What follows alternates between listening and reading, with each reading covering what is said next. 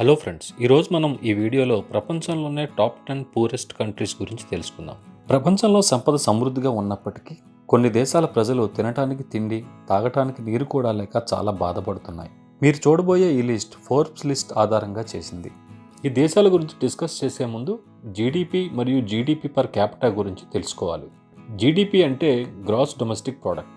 ఒక సంవత్సర కాలంలో ఆ దేశం ఉత్పత్తి అయిన సరుకులు, సేవల విలువ మొత్తాన్ని జీడిపి అని అంటారు. ఇలా వచ్చిన మొత్తం ఆదాయాన్ని ఆ దేశ జనాభా సంఖ్యతో డివైడ్ చేస్తే జీడిపి పర్ క్యాపిటా వస్తుంది. ఇందులో ఒక ఇంట్రెస్టింగ్ పాయింట్ ఏంటంటే జీడిపి పర్ క్యాపిటా మనకి ఒక వైపు కథ మాత్రమే చెప్తుంది.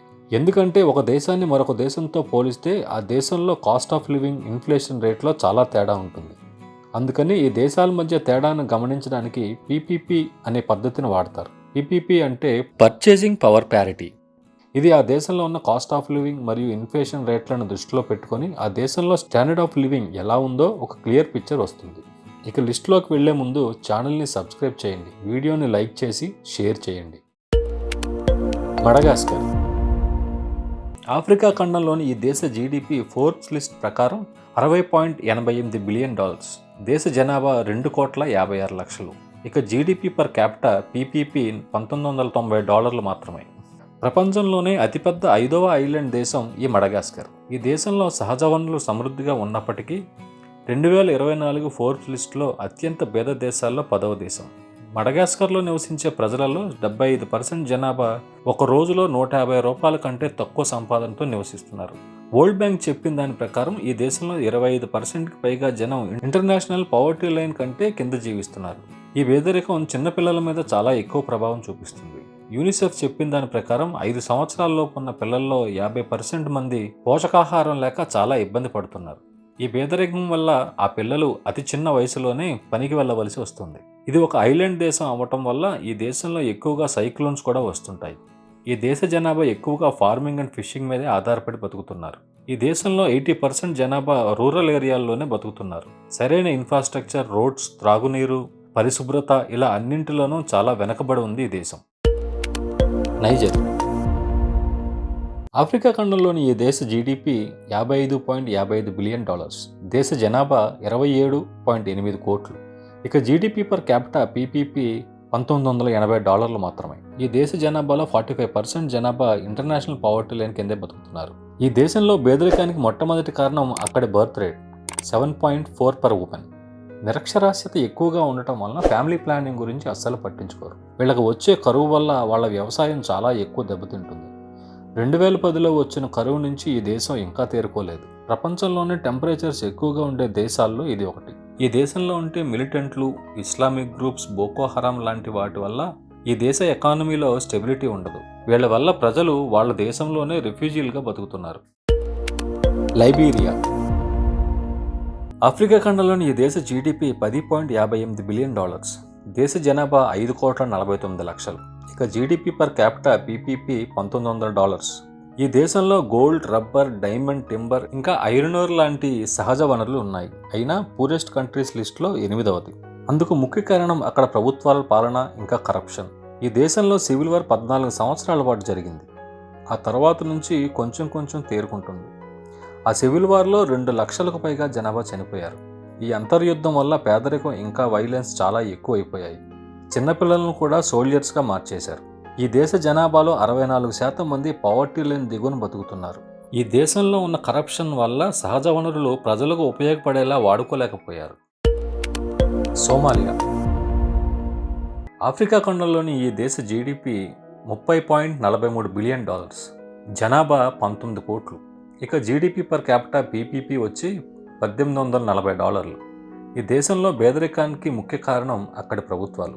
ఈ దేశంలో వచ్చే వాతావరణ మార్పులు ఎదుర్కొనే సామర్థ్యం అక్కడి ప్రభుత్వాలకు లేకపోవటం.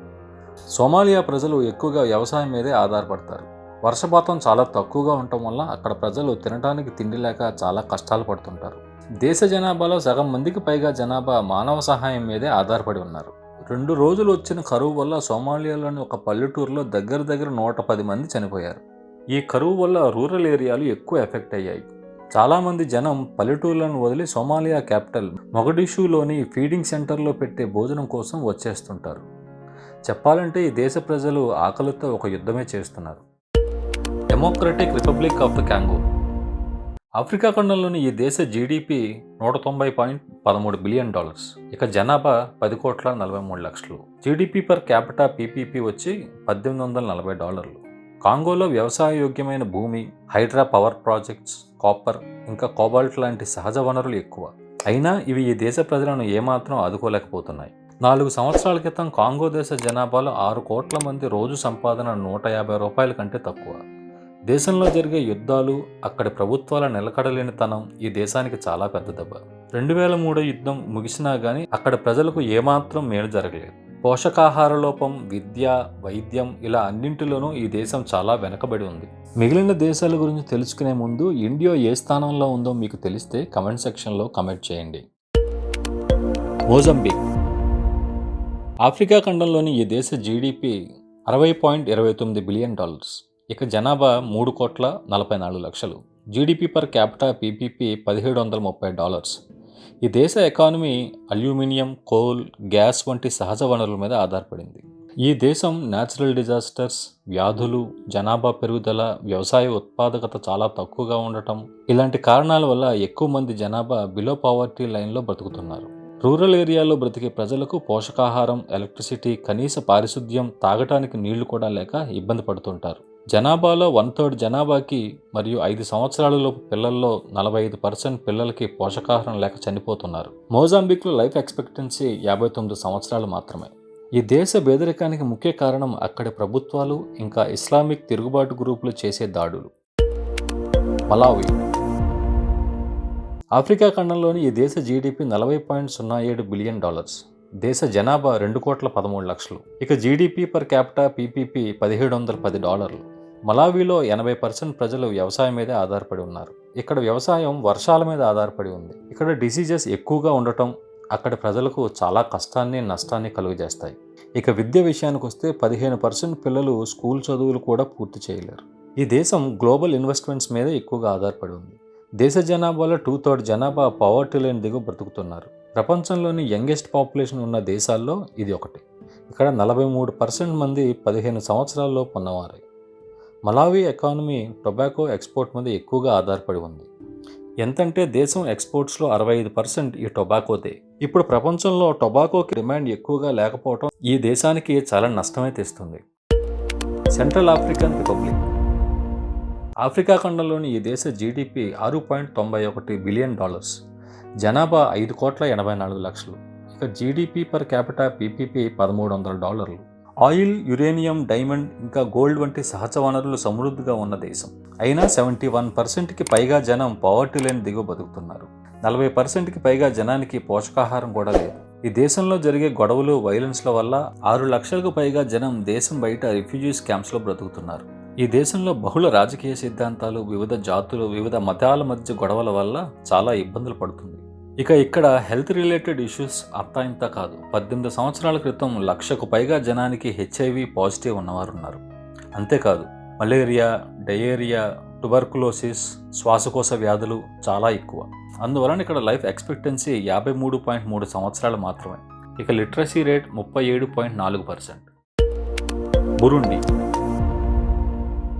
ఆఫ్రికా ఖండంలోని బురుండి దేశ జీడిపి $13.7 బిలియన్.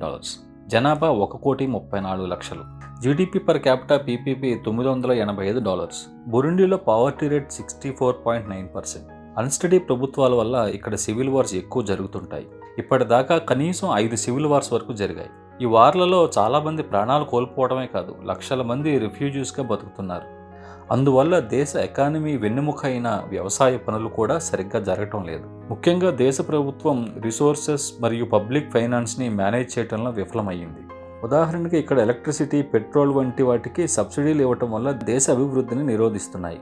పెరుగుతున్న జనాభాకి అక్కడ అవైలబుల్గా ఉన్న ల్యాండ్ సరిపోకపోవటం వల్ల పెద్ద ప్రాబ్లమ్స్ ఎదుర్కోవాల్సి వస్తుంది. ఇవే కాకుండా ఇక్కడ ఫ్లడ్స్, తుఫాను, కరువులు చాలా ఎక్కువ. South Sudan. ఆఫ్రికా ఖండంలో ఉన్న సౌత్ సుడాన్ జీడిపి $11.79 బిలియన్. జనాభా 1,12,00,000. GDP per capita PPP $762. ఈ దేశంలో క్వాలిటీ ఆఫ్ లైఫ్ చాలా ఘోరంగా ఉంటుంది. ఫారిన్ ఇన్వెస్టర్స్ కానీ, హ్యుమానిటేరియన్ ప్రొఫెషనల్స్ కానీ ఈ దేశంలోకి రావడం చాలా కష్టం. ఇక్కడ రోడ్లు ఎంత ఘోరంగా ఉంటాయంటే వర్షం పడితే చాలు ఒక చోట నుండి ఇంకో చోటికి వెళ్ళడం చాలా కష్టం. ఇక్కడ ప్రజలు పేదరికంతో బాధపడటానికి ముఖ్య కారణం ఇక్కడ ప్రభుత్వాల కరప్షన్. 7 సంవత్సరాల క్రితం 66% జనాభా పవర్టీ లైన్ దిగువన ఉన్నారు. ఇప్పటికీ ఇందులో అంత మార్పు ఏమీ రాలేదు. మరో ప్రాబ్లం ఇక్కడ హెల్త్ కేర్. ఈ దేశంలో జన్మించే 1000 మంది పిల్లల్లో 105 మంది రోగనిరోధకత ప్రాముఖ్యత ఇవ్వకపోవటం వల్ల చనిపోతున్నారు. త్రాగునీరు కోసం 38% జనం కనీసం 30 నిమిషాలు నడిచి వెళ్లి తెచ్చుకోవాలి. 80%కి పైగా జనాభాకి టాయిలెట్ ఫెసిలిటీ కూడా లేదు. ఇప్పటిదాకా చూసిన దేశాల్లో మీరు ఏ దేశమైనా విజిట్ చేశారా? లేక విజిట్ చేద్దాం అనుకుంటున్నారా? అది ఏ దేశమో కమెంట్ బాక్స్లో కమెంట్ చేయండి. ఈ వీడియోని లైక్ చేసి షేర్ చేయండి. మరొక వీడియోతో మళ్ళీ కలుద్దాం. Thanks for watching.